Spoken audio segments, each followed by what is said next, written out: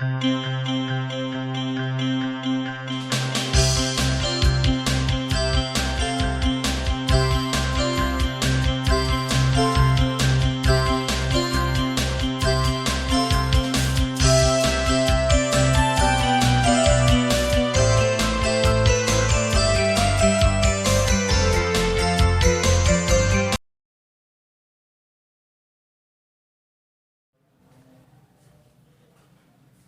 बच्चों आज हमारा टॉपिक है solution of linear equation, solution of system of linear equation using inverse of matrix. यहाँ पर हम लोगों को 2 वेरिएबल्स की इक्वेशन भी मिल सकती है और 3 वेरिएबल की इक्वेशन भी मिल सकती है। अगर 2 वेरिएबल्स की मिलेंगी तो बच्चों 2 इक्वेशन होंगी और 3 वेरिएबल्स की होंगी तो 3 इक्वेशन होंगी। वहां से हमने उनको सॉल्व करना सीखना है। जैसे हम लोग 10वीं क्लास में 10th क्लास में 2 वेरिएबल्स की इक्वेशन को सॉल्व करने के लिए elimination, substitution, cross multiplication, graphical method use करते थे, बिल्कुल वैसा ही एक मेथड यहाँ पर आ जाता है इनवर्स ऑफ मैट्रिक्स वाला। यहाँ पर हम 2 वेरिएबल्स और 3 वेरिएबल्स की दोनों ही इक्वेशंस को सॉल्व कर सकते हैं। तो सॉल्यूशन मतलब कि पढ़ने से पहले आप लोगों को पता होना चाहिए कि कंसिस्टेंट सिस्टम क्या होता है। कंसिस्टेंट का मतलब होता है a system of equations is said to be consistent. A system of equations is said to be consistent if it has solution। अगर इसका सॉल्यूशन हो या एक हो या एक से ज्यादा हो। If its solution exist, अगर इसके सॉल्यूशन एग्जिस्ट करते हैं तो हम इसको कंसिस्टेंट बोलेंगे और सॉल्यूशन एग्जिस्ट नहीं करते तो इनकंसिस्टेंट बोलेंगे। Inconsistent system, A system of equations is said to be inconsistent if it has no solution। अगर इसका कोई सॉल्यूशन ना हो तो हम इसको बोलेंगे कि ये इनकंसिस्टेंट सिस्टम है। अब बच्चों हमारे पास जो इक्वेशंस होगी इस चैप्टर में उनकी जनरल फॉर्म वो किस फॉर्मेट में होगी?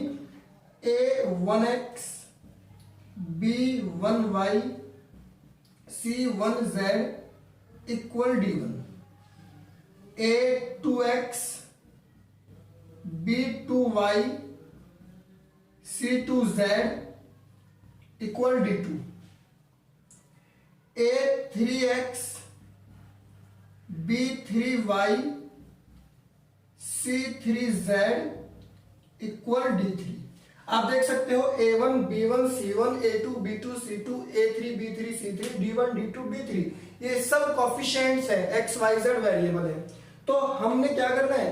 Using inverse of matrix. तो सबसे पहले हमने इसको मैट्रिक्स की फॉर्म में लिखना है। तो देखिए बच्चों एक मैट्रिक्स बनाएंगे ए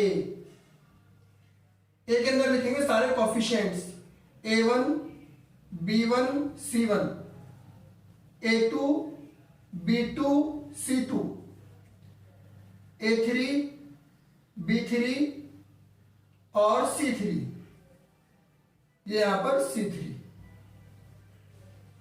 फिर इसके बाद x मैट्रिक्स कैपिटल X, इसमें लिखेंगे हम लोग d1,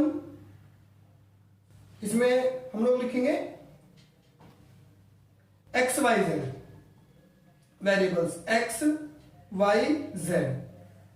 और इसके बाद b मैट्रिक्स, इसमें हम लिखेंगे d1 d2 d3।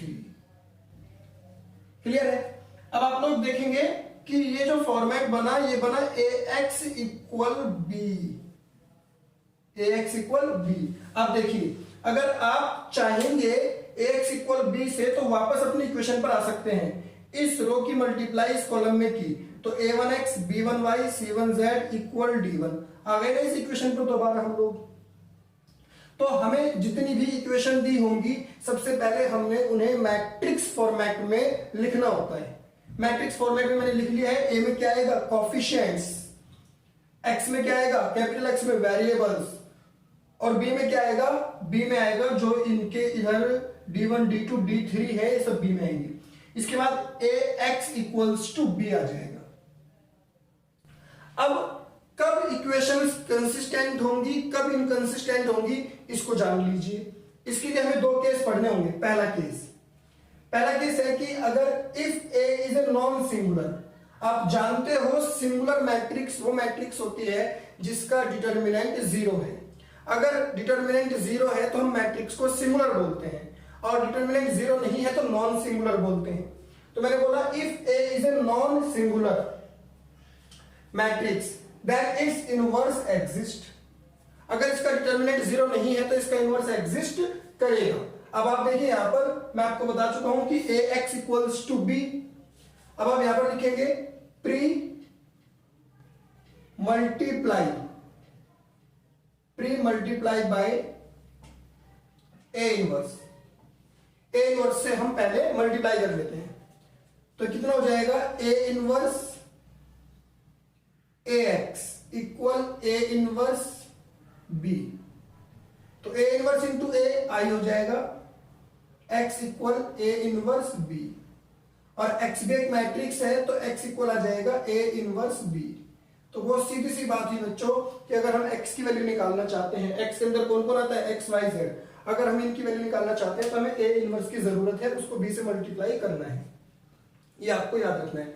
लेकिन ये बात भी याद रखनी है कि अगर a नॉन सिंगुलर मैट्रिक्स है तभी यहां पर इनवर्स एग्जिस्ट करेगा, और इनवर्स एग्जिस्ट करेगा तभी इसकी कोई वैल्यूज होगी वेरिएबल्स की, मतलब ये कंसिस्टेंट होगा। Second case, if a is singular matrix, अगर a सिंगुलर मैट्रिक्स है, ए क्या है सिंगुलर मैट्रिक्स, मतलब डिटर्मिनेंट ऑफ ए जीरो है, डिटर्मिनेंट ऑफ ए जीरो है, तब कंसिस्टेंसी और इनकंसिस्टेंसी कैसे हम फाइंड आउट करेंगे।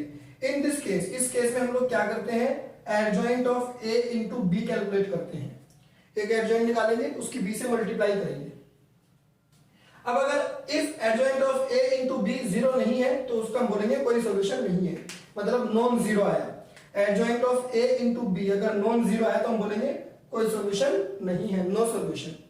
और अगर वो जीरो आया तो फिर हम उसको डिटरमाइन नहीं कर सकते, फिर वो कंसिस्टेंट भी हो सकता है, उसके मैनी सॉल्यूशन हो सकते हैं, और वो इनकंसिस्टेंट भी हो सकता है। ये पूरी डिटेल मैंने आपको बताई, लेकिन हमने जो पढ़ना है, हमने 12th लेवल पर जो पढ़ना है, बस आप दो ही बातें याद रखना कि अगर डिटर्मिनेंट जीरो है तो हम बोलेंगे नो सॉल्यूशन, और डिटर्मिनेंट जीरो नहीं है तो हम बोलेंगे सॉल्यूशन। बस हमने सॉल्यूशन है नहीं ये बताना है, हमने वन और मोर देन वन की बात नहीं करनी है। क्लियर है। अब हम लोग आ जाते हैं एक्सरसाइज पर। देखिए एक्सरसाइज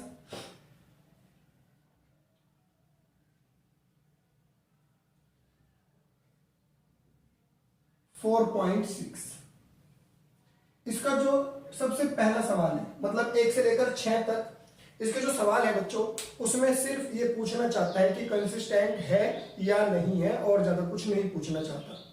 तो मैं आप लोगों को इसका पहला क्वेश्चन दिखाता हूं कि पहला क्वेश्चन ये क्या है। x plus 2y, x plus 2y equals to 2, और 2x plus 3y equals to 3। इसमें पूछा है कि कंसिस्टेंट है या नहीं, बस ये बताना है। तो सबसे पहले हम लोग क्या करेंगे, इसको मैट्रिक्स फॉर्म में लिखेंगे। मैट्रिक्स फॉर्म में लिखना है तो a क्या आएगा, मैट्रिक्स a, x का कोफिशिएंट 1, y का 2, x का 2, y का 3, x कितना आएगा x y, और b कितना आएगा 2 3। ये मैंने इसको मैट्रिक्स फॉर्म में लिख दिया। अब आप चाहो तो ax इक्वल b, ये तो होता ही है, लेकिन मुझे यहां पर सिर्फ ये बताना है कि कंसिस्टेंट है या नहीं। तो मैं क्या करूंगा, मैं a का डिटर्मिनेंट फाइंड करूंगा। a का डिटर्मिनेंट क्या होगा, 1 2 3 4, सॉरी 1 2 2 3 2 3। तो डिटर्मिनेंट क्या होगा, इसकी मल्टीप्लाई इसमें करेंगे 1 इंटू 3, माइनस इसकी इसमें करेंगे 2 इंटू 2, तो कितना बन जाएगा 3 माइनस 4 माइनस 1 आएगा। अभी जीरो तो है नहीं, तो बच्चों जब ये जीरो नहीं है तो ये कैसा हो जाएगा, ये हो जाएगा कंसिस्टेंट।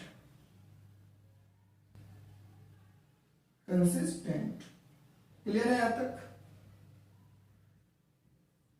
ये हो गया। इसके बाद एक एग्जांपल और कराता हूं मैं आप लोगों को। इसी एक्सरसाइज 4.6 का क्वेश्चन नंबर 3। देखिए क्वेश्चन नंबर 3 में क्या लिखता है, x plus 3y equals to 5 और 2x प्लस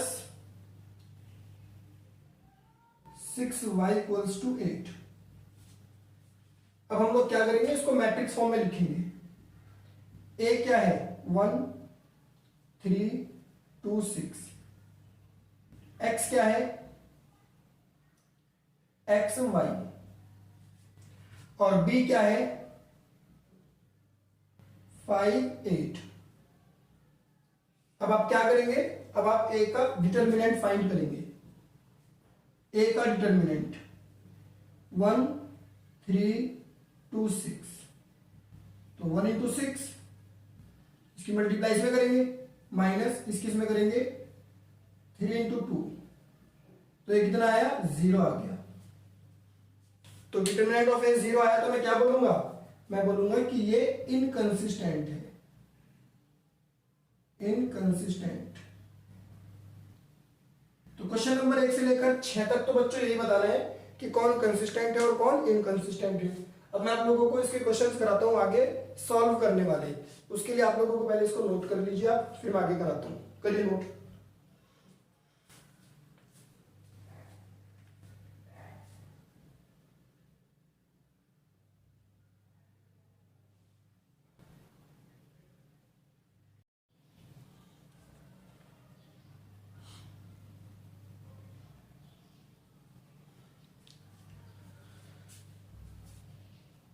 अब हम लोग आ जाते हैं क्वेश्चन नंबर 7 पर, क्योंकि मैं आप लोगों को बता चुका हूं कि जो क्वेश्चन नंबर 6 तक है वो बिल्कुल सेम है, उसमें कंसिस्टेंट और इनकंसिस्टेंट हमने चेक करना है।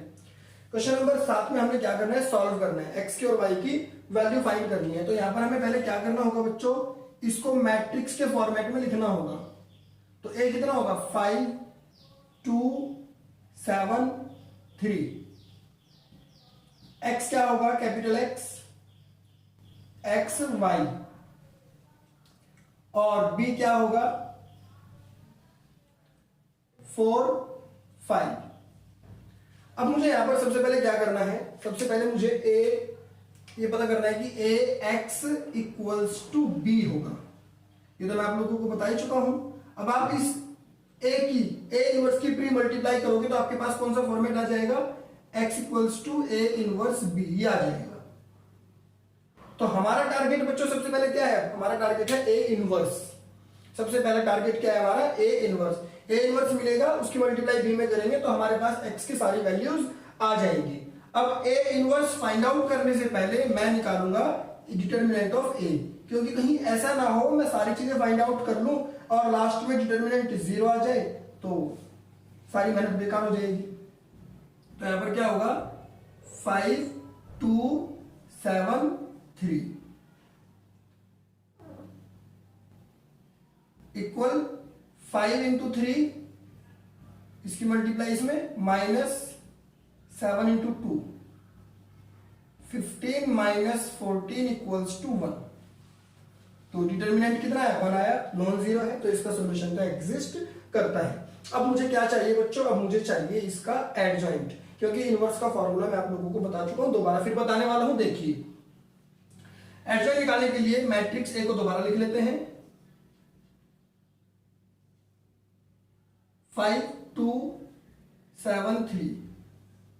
अब मैं पहले इसके माइनर्स फाइंड करूंगा, m11 m11, ये है 11, तो फर्स्ट रो फर्स्ट कॉलम बचेगा कौन, 3। m12 ये है 12, first row second column 7। m21 ये सेकंड रो फर्स्ट कॉलम बचेगा 2। m22 ये है बचेगा 5। ये माइनस आया। अब यहां से क्या निकालेंगे हम लोग, कोफैक्टर्स निकालेंगे।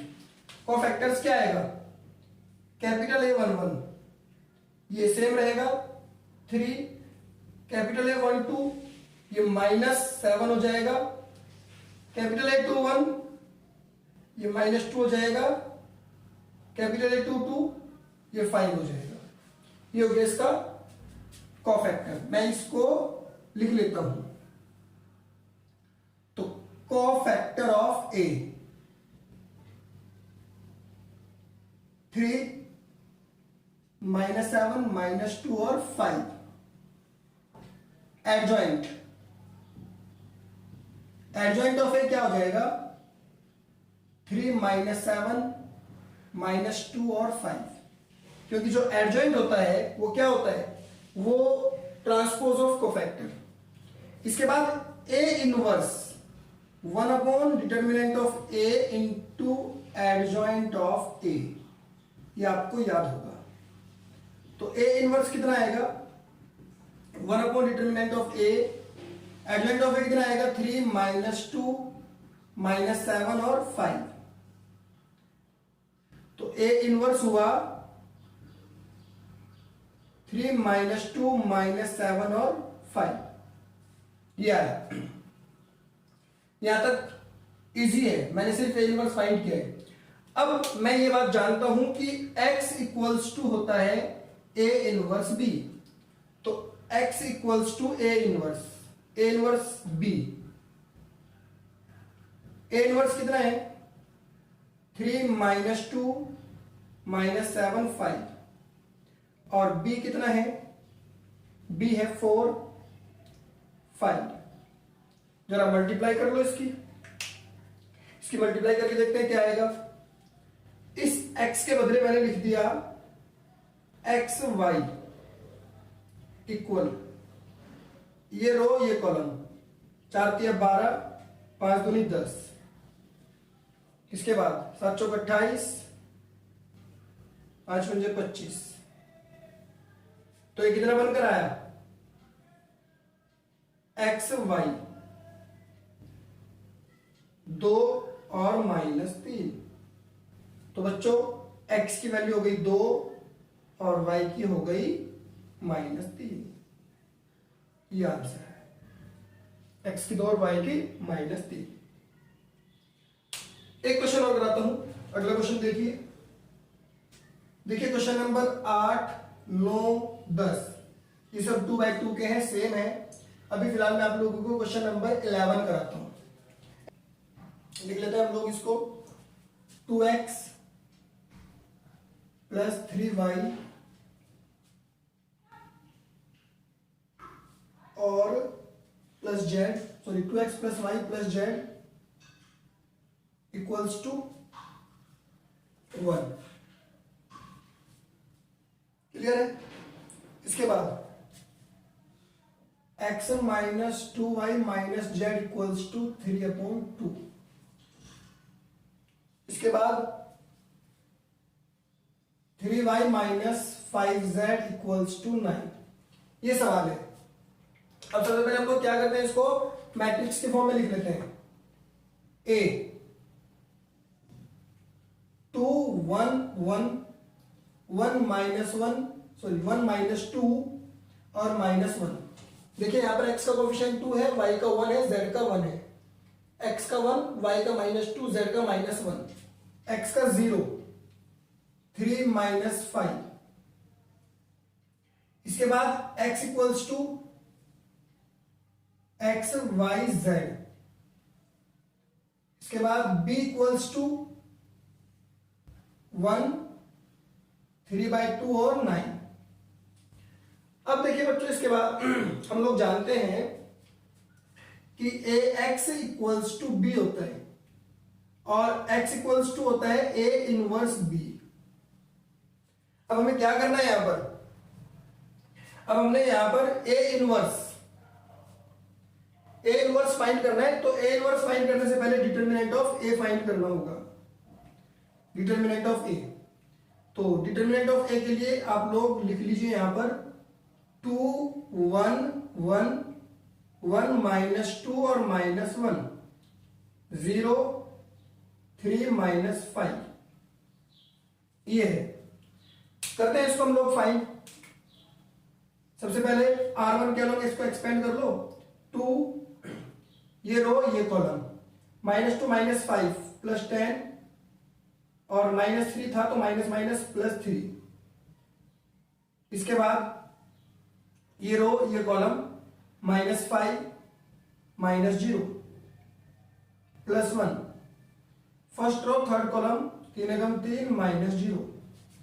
तो ये कितना बनकर आया बच्चों, 10 3 13, 13 दूनी 26, माइनस माइनस प्लस, तो ये आ गया 34। तो ये 0 के इक्वल नहीं है, 0 के इक्वल नहीं है, तो इसका सॉल्यूशन एग्जिस्ट करता है। अब हमें क्या चाहिए, अब हमें चाहिए एडजॉइंट। तो एडजॉइंट के लिए हम लोग क्या करेंगे, a इक्वल्स टू 2 1 1 1 -2 -1 0 3 -5, ये है। अब हम लोग शुरू करते हैं, पहले माइनस फाइंड करेंगे और माइनस के बाद हम लोग कोफैक्टर फाइंड करेंगे। तो M11 M11 देखिए, ये है first row first column, -2 into -5 कैन हो जाएगा, और -3 इंटू -1 -3, तो माइनस माइनस प्लस, तो ये बनेगा 13। M12 ये है 12, first row second column, first row second column 1 into -5 -5 आएगा, 0 इंटू -1 0 आएगा, तो ये हो जाएगा -5। M13 first row third column 1 into 3 आएगा और -0। M21 ये 21 second row first column 1 into -5 होगा, और 3 इंटू 1 ये 3 हो जाएगा, -5 -3 तो -8। M22 कौन होगा, ये वाला second row second column 2 into -5 -10, और 0 इंटू 1 सॉरी 0 हो जाएगी, तो ये -10। M23 ये second row third column 2 into 3 6, 0 into 1 0। M31 में ये आएगा third row first column 1 into -1 और माइनस +2। M32 ये होगा third row second column 2 into -1 -2 -1। M33 third row third column -4 -1, ये आ गए सारे माइनस। अब को फैक्टर्स देखिए, A11 कितना होगा, same 13, A12 -5, A13 sorry A12 +5 हो जाएगा, क्योंकि ये 1 और 2 ओड है। A13 सेम रहेगा, A21 +8, A22 -10, A23 -6, A31 1 रहेगा, A32 +3 और A33 -5। अब इसके बाद कोफैक्टर ऑफ ए का cofactor 13 5 3 8 -10 -6 1 3 -5। Adjoint of A, adjoint में हम क्या करेंगे, 13 5 3 8 -10 -6 1 3 -5, ये हो गया। अब हम लोग जानते हैं कि ए इनवर्स क्या होता है, 1 upon determinant of A into adjoint of A. तो A inverse 1 upon determinant of A 34 हो गया, और एडजॉइंट कितना हो जाएगा 13, 8 1 5 माइनस 10 3 3 माइनस 6 माइनस 5, ये हो जाएगा। अब आगे बढ़ते हैं हम लोग, इसको आप नोट करिए जब तक।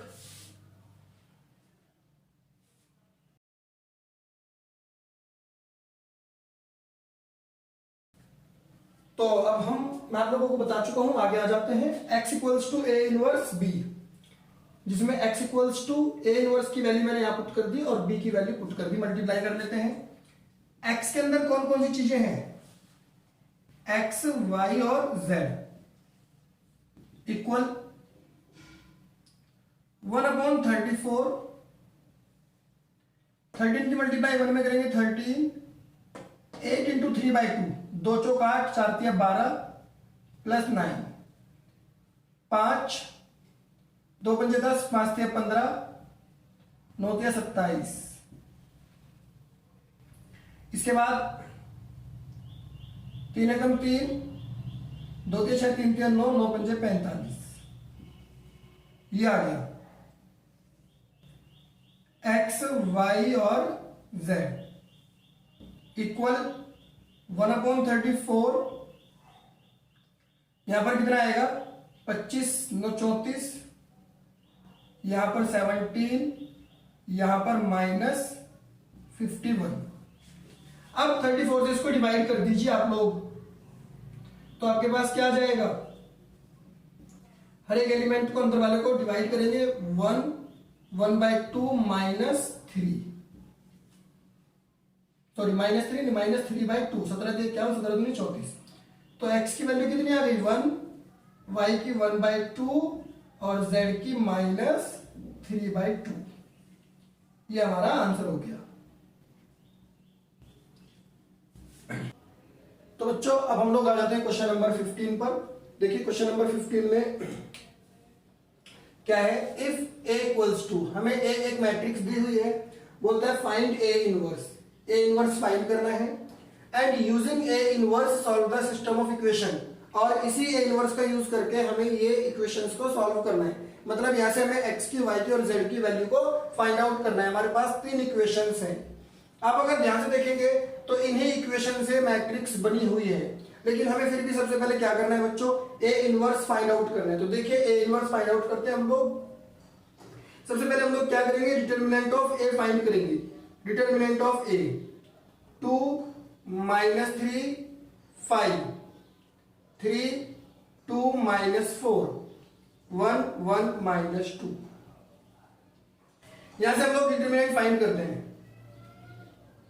2 को लिखेंगे यहां पर, ये रो ये कॉलम कैंसिल आउट हो जाएगा, 2 दूनी 4, माइनस का 4 और प्लस का 4। इसके बाद माइनस माइनस प्लस 3, ये रो ये कॉलम, 3 दूनी 6, माइनस 6, माइनस माइनस प्लस हो जाएगा 4 5, ये रो ये कॉलम 3 माइनस 2, ये आ जाएगा। तो बच्चों ये कितना बन जाएगा, 2 गुणा 0 प्लस 3 गुणा माइनस 2 प्लस 5 गुणा 1, तो ये जाएगा 0 माइनस 6 प्लस 5 माइनस 1। ये क्या है बच्चों, ये आया डिटर्मिनेंट ऑफ ए। अब हम लोग फाइंड करेंगे एडजॉइंट ऑफ ए। तो देखिए एडजॉइंट ऑफ ए निकालने के लिए मैं इस ए मैट्रिक्स को दोबारा लिख लेता हूं, 2 माइनस 3 और 5, 3 2 माइनस 4 1 1 माइनस 2। एडजॉइंट निकालने के लिए सबसे पहले मुझे क्या करना होगा, माइनर्स फाइंड करने होंगे। m1 1, ये रो ये column, minus 4 plus 4 equal 0। m1 2, ये रो ये कॉलम, माइनस 6 प्लस 4 माइनस 2 हो जाएगा। m1 3, ये रो ये कॉलम, 3 माइनस 2 1, M21, आप लोगों को माइनस आते हैं ना सभी, M21 ये रो ये कॉलम, इसकी मल्टीप्लाई इसमें करेंगे -6, सॉरी -3 इंटू -2 तो प्लस का 6, और इसकी इसमें करेंगे -5, तो कितना हो जाएगा 1, M22 ये रो ये कॉलम, इसकी इसमें करेंगे मल्टीप्लाई -4, इसकी इसमें करेंगे 5 -9, M23 second row third column, 2 एकम 2 और +3 कितना हो गए 5, M31 third row first column, 4 तिया 12 -10, M32 third row second column, 4 दूनी 8 माइनस का 8 हो जाएगा, और -5 तिया 15 -23, M33 third row third column, 2 दूनी 4 माइनस माइनस प्लस 3 तिया 9 13 हो जाएगा, ये आ गए माइनस। अब हम लोग कोफैक्टर्स फाइंड करेंगे, A11 जो M11 है वही A11 होगा, A12 के लिए साइन चेंज हो जाएगा तो ये हो जाएगा प्लस का 2, A13 सेम रहेगा क्योंकि 1 और 3 4 होता है, 4 होता है इवन पर सेम रहता है, ऑड पर साइन चेंज हो जाता है। A21 साइन चेंज होने वाला है -1, A22 साइन चेंज नहीं होगा, A23 साइन चेंज होगा, A31 सेम रहेगा, A32 sign change 23, A33 same. तो कोफैक्टर ऑफ A, कोफैक्टर कितना हो जाएगा 2, सॉरी सबसे पहले 0 2 1 -1 9 माइनस का -5 2 23 13, इसके बाद एडजॉइंट क्या होगा, एडजॉइंट के लिए हम लोग ट्रांसपोज कर देंगे कोफैक्टर का, 0 2 1 -1 -9 -5 2 23 और 13, ये हमारा एडजॉइंट आ गया। फाइनली हमें फाइंड आउट क्या करना था बच्चों, हमने फाइंड करना था A इनवर्स। A इनवर्स क्या होता है 1 upon determinant of A, determinant of A -1 था, और एडजॉइंट 0 -1 2 2 -9 23 और 1 -5 13, ये आ गया हमारा एडजॉइंट। तो ये इनवर्स हो चुका है। आप चाहो तो इस -1 के अंदर मल्टीप्लाई कर दो, अंदर मल्टीप्लाई करोगे तो 0 1 -2 हो जाएगा, -2 9 -23 हो जाएगा, -1 5 और -13, ये हमारा इनवर्स हो गया। अब क्या करना है बच्चों, हमने इन 3 इक्वेशंस को सॉल्व करना है इसी इनवर्स की हेल्प से। तो ये 3 इक्वेशंस मैं यहां पर लिख लेता हूं, 2x - 3y + 5z = 11, 3x + 2y - 4z = -5, x + y - 2z = -3। इसको मैट्रिक्स फॉर्मेट में लिखता हूं, A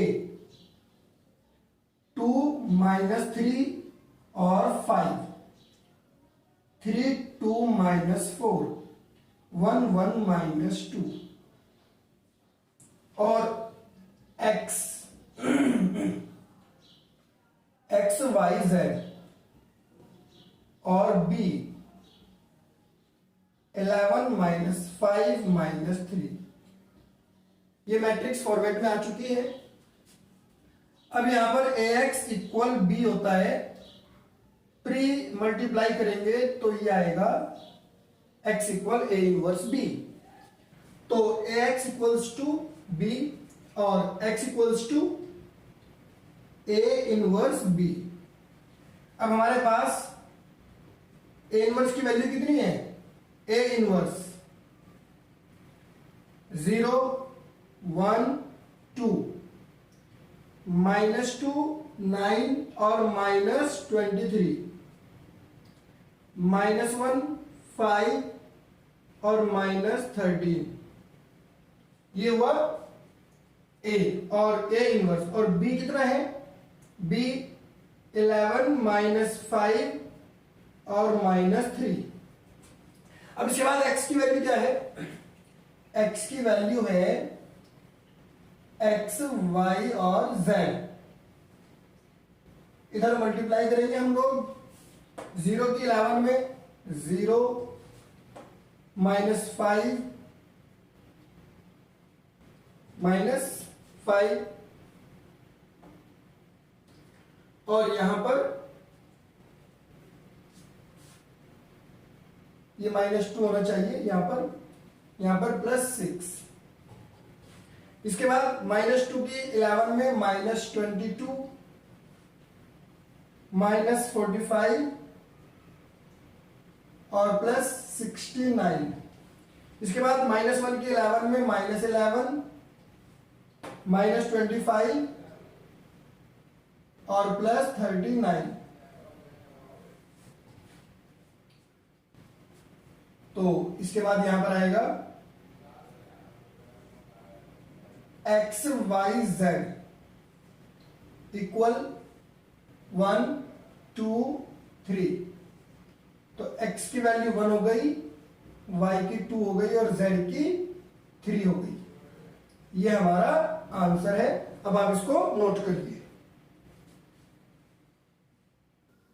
अब हम आ जाते हैं क्वेश्चन नंबर 16 पर। देखिए क्वेश्चन नंबर 16 क्या कहता है, the cost of 4 kilogram onion, 3 kilogram wheat and 2 kilogram rice is ₹60। The cost of 2 kilogram onion, 4 kilogram wheat and 6 kilogram rice is ₹90. The cost of 6 kilogram onion, 2 kilogram wheat and 3 kilogram rice is ₹70. Find cost of each item per kg by matrix method. तो मैं लिखता हूं let cost of onion कितनी मान लेते हैं, x rupees per KG. Cost of wheat ये हम कितनी मान लेते हैं, y रुपीज पर केजी। और कॉस्ट ऑफ राइस ये मान लेते हैं z रुपीज पर केजी। अब देखिए बच्चों, according to question 4 kilogram onion है और 1 किलोग्राम ऑनियन की जो कॉस्ट है वो x है, तो कितना हो जाएगा 4x plus 3y plus 2z, क्योंकि 3 किलोग्राम व्हीट है और 2 किलोग्राम राइस है, कुल हो गया 60 रुपए। अब आगे आ जाते हैं, 2 kilogram onion 2x plus 4 kilogram wheat 4y और प्लस 6 किलोग्राम राइस 6z 90। इसके बाद 6 kilogram onion 6x plus 2 kilogram wheat 2y और प्लस 3z इक्वल्स टू 70। ये 3 इक्वेशन बन गई हमारे पास। अब हमने इन तीनों इक्वेशन को सॉल्व करके यहां से x की, y की और z की वैल्यू को फाइंड आउट करना है। सबसे पहले मैं इसको मैट्रिक्स फॉर्म में लिख लूं। Matrix A 4 3 2 2 4 6 6 2 3। Matrix X X Y Z और मैट्रिक्स बी 60 90 70। अब हम लोग जानते हैं कि A X equals to B, X equals to A inverse B. तो बच्चों हमें किसकी जरूरत है, ए इनवर्स की। ए इनवर्स के लिए हम लोग सबसे पहले डिटर्मिनेंट ऑफ ए फाइंड करेंगे। 4 3 2 2 4 6 6 2 3, इसका डिटर्मिनेंट आप फाइंड करोगे तो 50 आएगा। इसके बाद हम लोग फाइंड करेंगे बच्चों adjoint of A. Adjoint of A इसका आएगा 0 -5 10 30 0 -20 30 0 -20 -20 10 10, ये इसका एडजॉइंट आ गया। ए इनवर्स हो जाएगा 1/50 0 -5 10 30 0 -20 -20 10 और 10, ये हो गया हमारा ए इनवर्स। अब इसके बाद x equal A inverse B था ना, तो इस x के बदले लिखेंगे हम लोग x y z। A inverse के बदले लिखेंगे 1/50 और इंटू 0 -5 10 30 0 -20 -20 10 और 10, और b के बदले 60 60 90 और 70। करते हैं मल्टीप्लाई। मल्टीप्लाई करेंगे तो x y z 1/50, इसकी मल्टीप्लाई इसमें 0, इसकी इसमें -450 प्लस 700, इसकी इसमें करेंगे 1800 plus 0 minus 1400 1400 minus 1200 plus 900 plus 700, ये आएगा x y z 1/50। तो कितना हो जाएगा बच्चों 250 हो जाएगा, ये यहां पर 400 हो जाएगा, 9 7 16 माइनस यहां पर भी 400, 50 से डिवाइड कर देंगे x y z 5 8 8, तो x की वैल्यू 5, y की 8 और z की 8, ये हमारा आंसर हो जाएगा। अब आपकी एक्सरसाइज खत्म हो चुकी है, तो आप इसको नोट करिए।